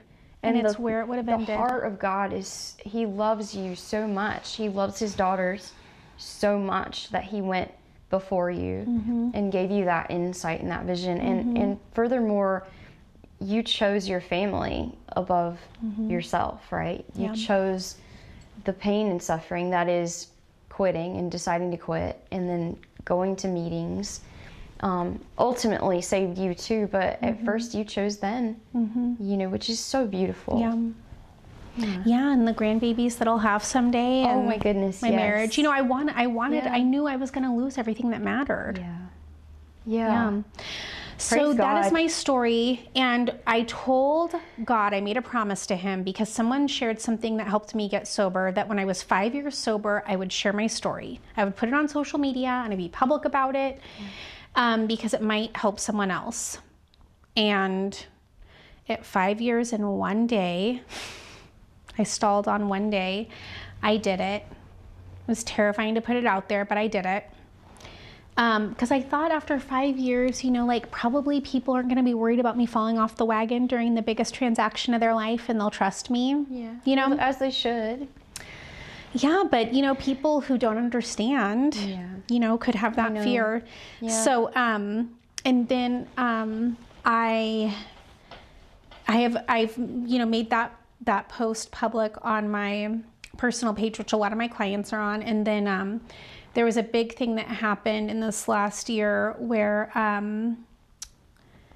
someone who was just in that, another realtor in that just drinking culture, just having a good time with friends, and he had his best friend in the car going from one event where they were drinking together to another event, and lost control of the car, and his best friend died and left a little girl without a dad and a wife without a husband, and he was the provider, and now he has to live with this, and his his friend's family has to live with it, and I just thought, I have to, if it helps one person, I'm gonna like put this on my business page. I'm gonna put it on my stories. I'm gonna put it on my business Facebook and Instagram, and on my personal, and I'm just gonna put it out there for the world.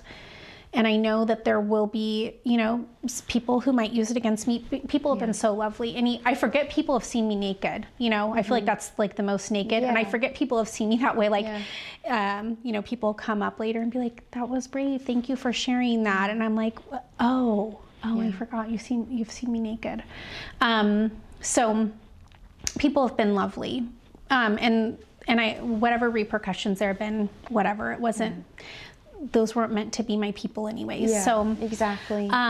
So yeah, when you asked me, I don't even know why I started sharing that day. But then, I guess because you guys were so encouraging, I have no idea what came up and where I thought, oh, I'm going to tell them my story. It was just totally a God moment. I think we were all sharing stuff, you know, and myself included, right? Like I've shared some about my journey with alcohol and what that's been like. So and you don't have like a certain date, because you just kind of did it differently, but it's been almost the same amount of time, right? It's been since 2017 for me. Yeah. I'm December 30th, 2017. I don't have like one specific date. Yeah. No, like I remember making the decision to do it.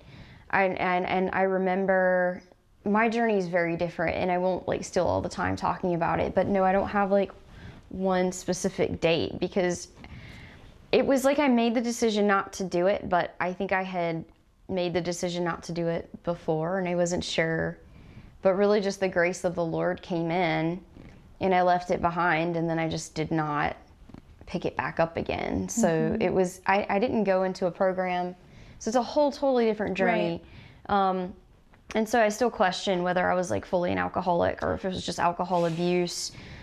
These are still questions, right? I know that I'm not supposed to drink, because I know in my biology, in my DNA, I'm a renewed creature in Christ. But I know whatever it is in the way that I'm made, that's not gonna work for me. Well, and there's different ways that people can have recovery, and in the program I work, we say, and our hats are off to them. I wish I could have done it like you, and that is just as valuable.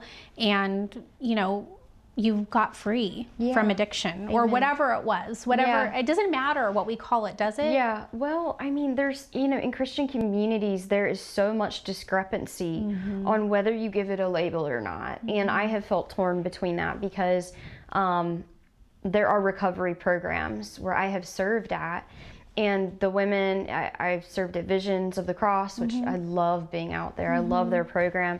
But the certain programs, there are like, you know, you have to say you're an alcoholic, because if you don't know that reality, then you're in danger of going back and drinking, right? So I've heard that from various different recovery because that programs and groups, right? And that's part of that program. Right, exactly. And but I've also heard in other Christian communities that you should not label yourself as an alcoholic, because you're a new creation in Christ, and that is not helpful to take on that label. And in fact, that is a stigmatization of the world and culture. So for me, I feel like more than anything, and I think it's up to the individual, right? What you choose to call yourself and what helps you in your journey, right? I don't think either is right or wrong, but for me, it's been more important just to be candid and honest about my experience. And I do think that it does open the door for things like this. I think I was sharing, and then you were sharing, and we were going back and forth, and now, now we're doing this, and I just know in my heart and in my spirit that what you're sharing is going to save people's lives. Thank you. Like, I just know that 100%. And it's been such an honor to get to hear like the details of your story, and just to see the schnapps, the peppermint schnapps, like the way. I love that I had that epiphany sitting here with as you. As a writer, I think of God as like the ultimate author. Yeah. And so when there's like motifs or themes, and we can see it in people's lives, I just like it blows my hair back, and it's just like the wildest thing. And to be able to sit here with you and have that revelation, I'm just like, Lord, that's why we're doing this podcast, for the people this is going to help, and then to shed light on all the details of these stories that are so important. It's so important. And I'm just, I don't know, like I just feel like as your sister in Christ, dude, like you're just a rock star. Thank you. And I'm so thankful for you. So are you. Oh. From whatever your challenge was with alcohol. Oh yeah. You are too, and you're doing this. you're doing this and honoring your calling and sharing and trying to change the world. Oh, thank you so much. It's like it's well beyond me, like Trinity Alps Media and the Falls podcast. It truly belongs to the Lord, and I feel like I get to sit here with people like you that have walked through. That this gets to be. I get to co-labor with the Lord in doing this. Yeah, it's beautiful. Thank you so much for your yes to God. Yeah. Like in saying that you're going to share your story and then actually doing it. It's so powerful. Yeah. And it's just going to break free like the prisoners and the captives, like it says in Isaiah 61, like the opening of the prison to those that are bound. That's what this is. Well, I just think when things are in darkness, when they're in private and when they're in secret, like how my drinking was, that's when the sin and the evil can flourish. Yeah. And when we expose light, that's when we get freedom. Yeah. So by exposing my story to the light, hopefully, someone else might see something and identify with something and feel empowered to make a change before they lose everything that matters, or know that there's hope on the other side. Amen. I am in the rooms with many people that have lost careers and marriages and children, and a lot of those things have been beautifully restored in recovery. And well, I have an idea.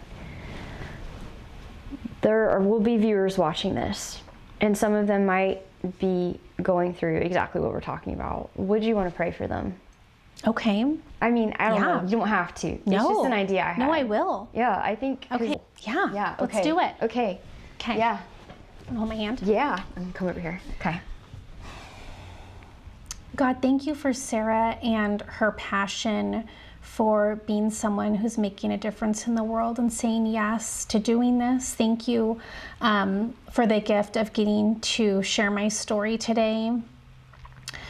God, I pray for the people right now who are listening to this, the people that are listening to it now, and the people that are listening to it in the future, and the people who are just sitting in their pain, the people who are struggling with this progressive disease that keeps increasing and taking away more of what you have for them in their lives, more joy, more freedom, more abundance, more health, more honesty. God, I just pray against the darkness, and I pray for you to keep stirring in their heart, for them to see that this is not something that they can stop in their own strength, and it's something that will take away everything that matters to them. God, I pray that anyone who sees this can hear what they identify with in my story. Anything that I said that they don't identify with or that might be offensive, Lord, I just pray that that would not stand out to them, that their hearts would just hear what they identify with. And that they can feel inspired and empowered to make a change. God, thank you for the chance to tell my story. And God, I pray for freedom. I pray for restoration. I pray for health. Yes, God. And Yes, Jesus. let it all be to your glory, Lord. In the name of Jesus, amen. Amen. Yeah, God, thank you for what you've done for Stacy, and for the courage that's in her, and the way you've made her with a voice that's empowered to help other people. And I just thank you, God, so much for what you've done for she and her family. And I pray that you would multiply that in others, God. I pray that her story would plant seeds where seeds need to be planted, and they would take good soil. And I pray that there would be revelation of your love from her story. And I just pray that the way that you've saved her, God, and delivered her, I pray that you will multiply that in this city, in Shasta County, in California, and just in our world, God, in Jesus' name. Amen. Amen. Thank you, So dear good. one. Yeah. Well, I think, unless you had anything else to share, we're at a natural end of the show. So Yeah, I think this is the perfect end. yeah. So all right. Well, that is it for this episode, and I'm gonna try not to cry right now and end everything. Thanks, guys, for watching, and we'll see you next time. Thank you so much, Stacy. Yeah, thanks, Sarah. Look around, people living life in the dark and they're broken. Man, we gotta slow down. If we choose to ignore it, then our hearts get frozen. Everybody has a purpose, and everybody has a story that's worth sharing. We need a little more love and a little more care.